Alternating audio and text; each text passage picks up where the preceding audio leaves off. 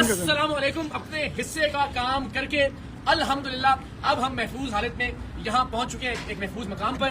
لیکن ہم سب نے, میری ٹیم کے تمام ارکان نے, اللہ تب کو سلامت رکھے, ہمارے کیمرہ مین, ہمارے آڈیو انجینئر, ہمارے پروڈیوسرز, ہمارے رپورٹرز, بابر ملک صاحب ہمارے پنڈی کے کورٹ سے ہمارے ساتھ موجود ہیں, سو عقیل ماشاءاللہ انہوں نے بڑی جمع مردی کا مظاہرہ کیا, بھرپور تشدد ہوا, مارا پیٹا گیا, کھینچا تانی کی گئی, لیکن ہم نے حق خطیب صاحب کو الحمدللہ بے نقاب کر دیا. جو مقصد تھا بتانا کہ یہ صاحب ختم نبوت کے مقصد کے پیچھے چھپتے ہیں. آپ نے آج دیکھا کہ انہوں نے وہاں نعرے لگوائے, اشتعال دلایا لوگوں کو کہ وہ ہماری جان کے در پہ ہو جائیں. آج کانفرنس کو روکنے کا مقصد ہی یہ تھا کہ وہ اپنی طاقت کا مظاہرہ کریں.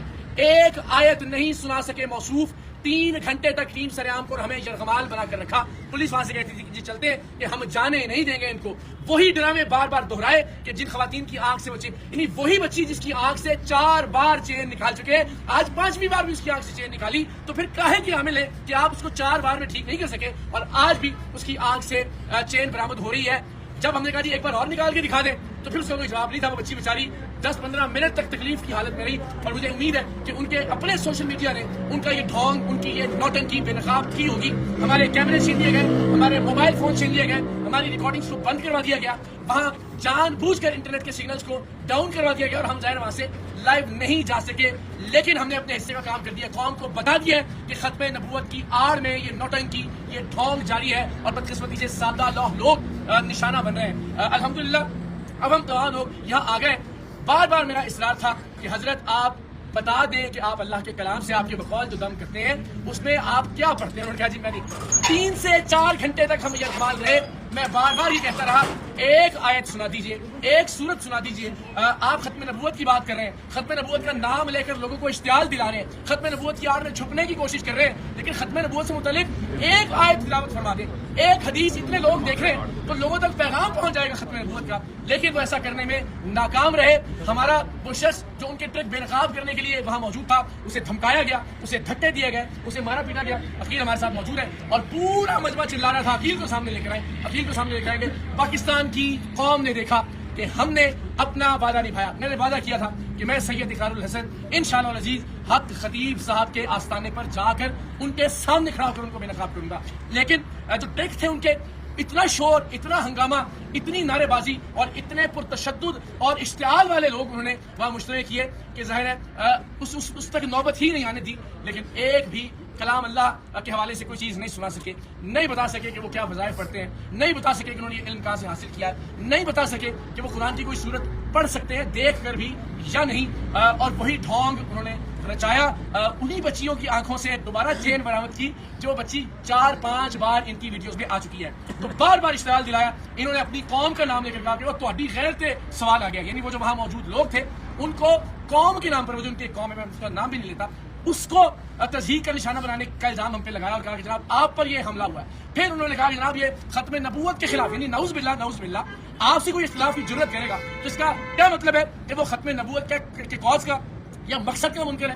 خدا کا خوف کیجیے, آپ اپنا حلیہ دیکھیے, آپ اپنی حرکات دیکھیں, یہ آپ کی بہادری ہے. اتنے ڈرپوک اور اتنے بزدل آپ ثابت ہوئے ہیں کہ اتنے 1000 لوگوں کی آڑ میں آپ نے چیخنا چلانا کیا, گفتگو کی توفیق آپ کو نہیں ہوئی, آرگومنٹ نہیں کیا, دلیل نہیں, اور الٹیمیٹلی ظاہر ہے پھر ہم نے اختتامی کار ان کو یہ کہہ کے, اور میں اپنے وعدے پر قائم, میں نے کہا میں دوبارہ کھانا کھانے آؤں گا آپ کے پاس, پھر کیمروں کے ساتھ ہم جائیں گے تاکہ, اور اس سے پہلے میں امید کرتا ہوں کہ علماء اہل سنت جاگیں گے. آج آپ نے دیکھا کہ کس طرح سے ختم نبوت کے نعرے کا استعمال کیا گیا. میں نے ان سے پوچھا کہ آپ خود کو سپاہ سالار ختم نبوت کہتے ہیں, ایک آیت سنا دیجیے. تو اگر اس طرح سے استحصال ہوگا ختم نبوت کے نعرے کا, اگر اس طرح سے استعمال کیا جائے گا, اس طرح سے ختم نبوت کے نعرے کی آڑ میں چھپنے کی کوشش کی جائے گی, تو ہم سب پر بحیثیت مسلمان سوالیہ نشان ہے. اس ملک کے درگاہوں کے گدی نشینوں پر بھی, اس ملک کی خانقاہوں کے جانشینوں پر بھی, اس ملک کے علماء کرام پر بھی, اس ملک کے مشائخ اعظام پر بھی آج پوری قوم نے تماشا دیکھا کہ ایک شخص لوگوں کی آڑ میں, لوگوں کے حصار میں اپنے 2 نمبر کے دھندے کو نہ صرف چھپانے کی کوشش کرتا ہے بلکہ لوگوں کی زندگی کو خطرے میں ڈالنے سے بھی باز نہیں آتا. بار بار استعمال کرتا ہے مذہب کا, بار بار استعمال کرتا ہے دین کا. تو میری علماء سے, مشائخ سے, پاکستان کے صحافیوں سے, پاکستان کے عوام سے درخواست ہے, خدا کے واسطے اقرار الحسن کے لیے آگے مت آئیے, ٹیم سریام کے لیے بھی آواز بلند مت کریں.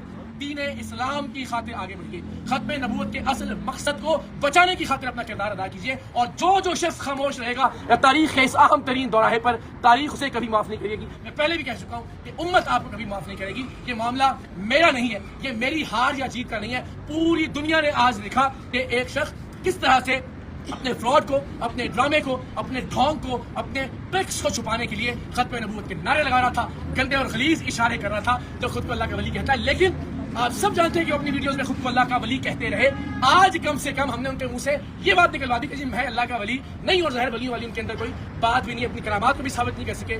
ایک آیت جو انسان قرآن مجید کی نہیں پڑھ سکتا، جس شخص نے آج تک کسی نماز کی امامت نہیں کروائی، اس شخص کے ہاتھ میں پروردگار کی ذات شفا کیسے دے سکتی ہے؟ اور وہی ڈھونگ جو اپنی مختلف ویڈیوز میں وہ شور مچا کے اپنے لوگوں کی موجودگی میں تشدد کر کے ہمارے لوگوں کو یرغمال بنا کے وہ ڈھونگ انہوں نے بار بار دہرائے، لیکن قوم بے وقوف نہیں ہے، ان کی حقیقت پہلے بھی جانتی تھی۔ لیکن میں نے اپنے اس دعوے کو سچ ثابت کرنے کے لیے اپنی جان ہتھیلی پر رکھ کر یہ آپ کو دکھایا کہ یہ شخص ختم نبوت کے کاز کو نقصان پہنچا رہا ہے، یہ شخص ختم نبوت کے کاز کے پیچھے چھپ رہا ہے۔ تو میری آپ سب سے درخواست ہے، تمام پاکستانیوں سے، امت مسلمہ کے تمام مشاہیر سے، تمام مشائخ عظام سے، کہ میرے لیے نہیں، خدا کے واسطے محمد عربی صلی اللہ علیہ وآلہ وسلم کے دین مبارک کے لیے آگے بڑھیے، اولیاء کرام کی عزت اور حرمت کے لیے آگے بڑھیے۔ آپ سب سے درخواست ہے کہ خانقاہوں کے تقدس کے لیے، درگاہوں کے تقدس کے لیے، اللہ کے ولیوں کے تقدس کے لیے آگے بڑھیے، ورنہ یہ فتنہ پھیلتا جائے گا۔